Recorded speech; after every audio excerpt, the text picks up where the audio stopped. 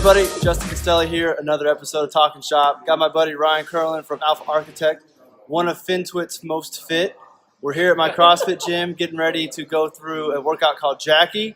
You see him on the rower. If you know Ryan, he is a very good rower, so he's probably going to beat me off of that. But then we have thrusters and pull-ups, and that's where I have my chance. So we're going to get this workout in, and then we'll be back to talk a little bit about some ETFs, again, with Ryan Kirlin of Alpha Architect.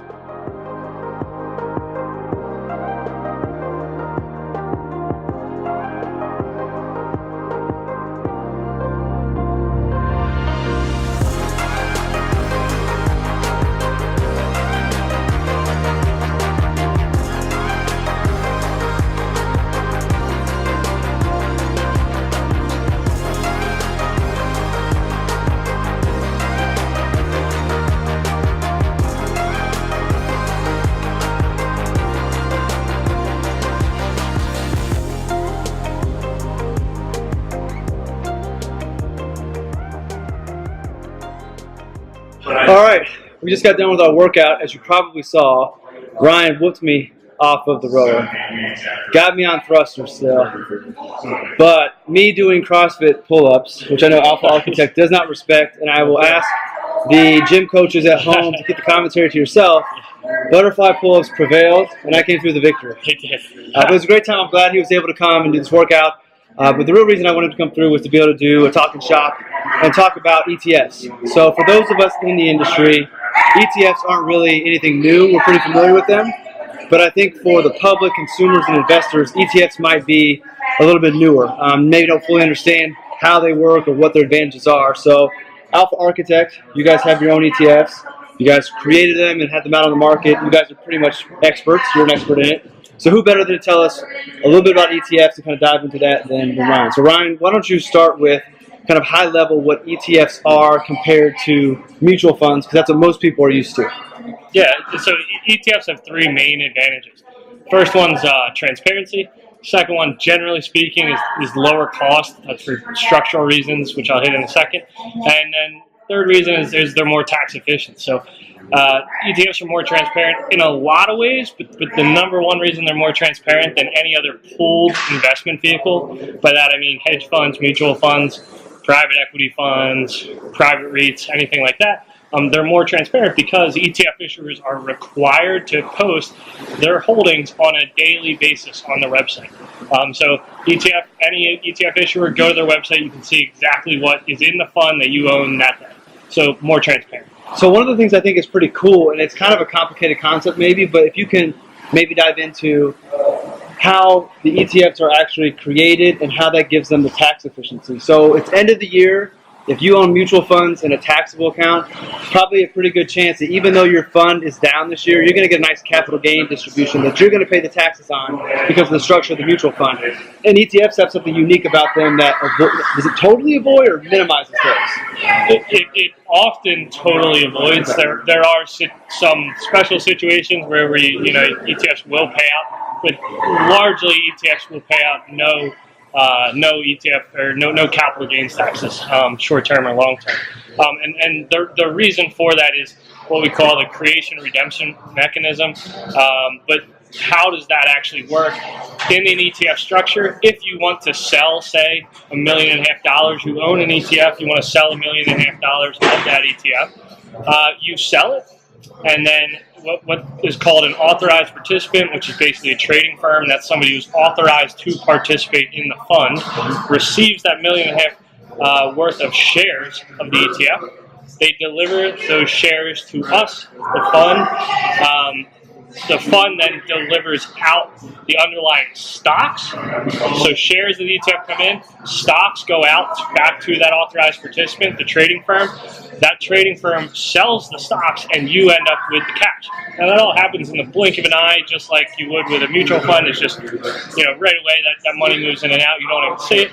But what's the key wording there? Well, the fact that authorized participant delivered shares and we delivered out stocks in the tax code means no sale by us, the fund, happened. So no taxes were triggered. Again, compare that to a mutual fund. With a mutual fund, you decide to sell in $1.5 million. That goes directly to the fund itself. The fund has to sell stocks, which causes a taxable event, and then you then receive the cash. So the same thing happens to you in the end. You receive the cash, but what happens in between can either cause a taxable event or, due to in-kind transaction, not cause a taxable event. Amazing. Technology. Yeah. Technology. So yeah, so it really is. Yeah. ETFs, a lot of people own them all over the place, but for that reason right there, not to be giving portfolio advice, but if you're constructing, you're talking to your advisor, if you're in a higher tax bracket, or shoot, if you want to avoid paying as much taxes as possible, you may want to think about using ETFs inside of a taxable account just to save on taxes. And maybe you shift your mutual funds, if you need to have those, into a retirement account to shelter those. So that kind of goes to the placement of tax planning with investments. And speaking of that, I asked you offline, do you think 401ks will eventually be offering ETFs? And what was your response to that? Yeah, probably not, because the biggest advantage that's driving money into ETFs is the taxes. The ETFs, on average, there was a study by Rob Arnott from RAFI, and he measured from 1995 or so to 2017, something like that. And on average, ETFs saved 0.8% per year over mutual funds on average for return. So you picked up an additional 0.8% owning ETFs versus mutual funds, just purely due to taxes. So that's what's driving it. But then if you're in a 401k, you already had it before. Yeah. What about cost? So cost, there's structural advantage that the ETF structure has, and that's typically not always, but again, not always, but typically an average ETF is cheaper than your average mutual fund. That just comes down to there's less requirements, less things we have to do as an ETF operator on the back end, such as record keeping. Like, we don't have to track who owns our ETFs, where a mutual fund company does. And mutual fund companies, big mutual fund companies, there's a lot of employees that do that job. So we don't have to have those employees. It's more complicated why, but the general thing is we don't need those employees, so we can save money there and make the fund cheaper on average. Okay, so speaking of you guys, Alpha Architect, let's give you a little second to plug your company. And before I do, in full disclosure, most of my investments are in the funds that I use with my clients. I do resolve or keep back a little sleeve that I kind of pick some things for fun because I enjoy it. And one of those holdings actually happens to be an Alpha Architect ETF. So just full disclosure, I own one of the funds that they have. It's not a significant amount. I'm not keeping them afloat, but I wanted to put that out there. And not so much for advertisement for their funds per se, but just for them as a company, and more importantly, the information that you guys put out there. So give a little plug for Alpha Architect, and I'll link to the show notes to get to the blog and everything. Yeah. I mean, at Alpha Architect, we have a simple mission. It's to educate investors. The reason we want to educate investors is there's a genuine purpose to it, but also a self-serving purpose. Self-serving purpose is investors need to be able to stick to whatever investment they do in order to earn money over the long term, right? What often happens with investors is they sell at the wrong time, right, and then buy back in at the wrong time as well. So you buy in when when investments are ripping up, and you sell when they're crashing down, which is the opposite of what you want to do. So we want to educate investors so they know how to behave properly and maintain their investments. That's the more genuine side of it. We do a lot of different things. We do exchange-traded funds and some other investing. All right, I'll link to the show notes. Be sure to follow them. Great group of guys. They're the ones who put on the March for the Fallen this past fall, which was awesome. Actually, they didn't put it on, but they kind of organized the FinTwig guys that went. So good guys, smart guys, always putting out great content and very transparent. Ryan was telling me, basically they put their blueprints out there that if you wanted to go recreate some of the stuff they do, it's all out there. It's kind of the Elon Musk approach of, here's what I'm doing, go try to do it. You're not going to do better than me. Or maybe you don't want to spend the time to do it. So give them a follow. End of the year, 2 questions for you before you wrap up.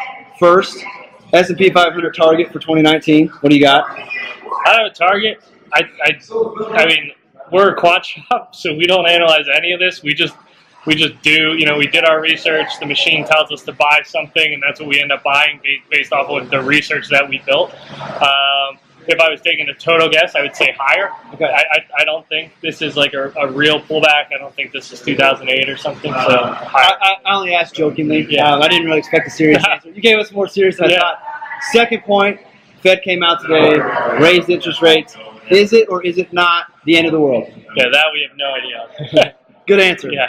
All right, Ryan. Well, thanks for stopping by. Thanks for the workout.